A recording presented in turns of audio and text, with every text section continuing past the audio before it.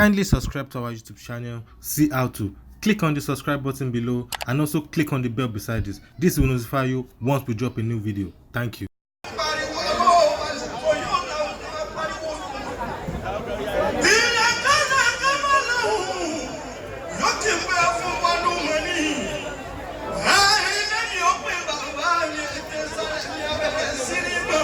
Thank you, ladies and gentlemen. Please allow the celebrants some space. Thank you very much.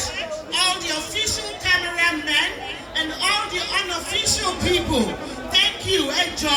Elo Joko, Ejo.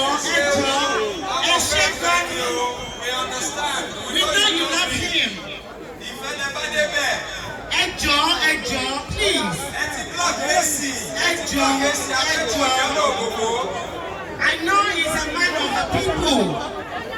Baba gbogbo wa ni, ọ̀rẹ́ gbogbo wa ni, olólùfẹ́ gbogbo wa ni, ẹ ṣé gan ni. Ẹjọ́ ẹ jẹ́ ká lọ jókòó. The security men, can you please lead these people to their seats, Ẹjọ́, and let us do it nicely.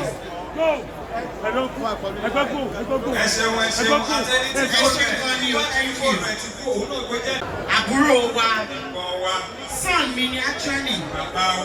Bẹ́ẹ̀ni, olólùfẹ́ wa, Mr. Handsome. Action pọ̀ bí Ogogo.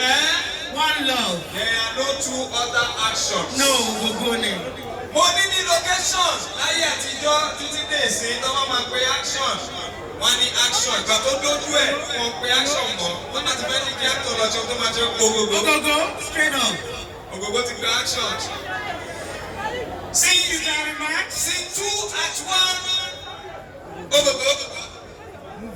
Ladies and gentlemen, all the Nollywood stars present here today.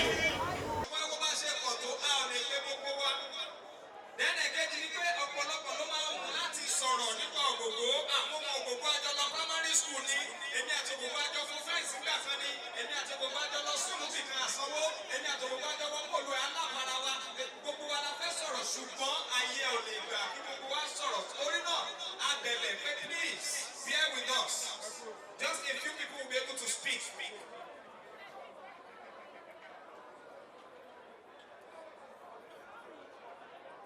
Thank you very much. Thanks for watching this video. Don't forget to click the subscribe button, kindly comment and share. Thank you, Boya TV. In the mighty name of Jesus,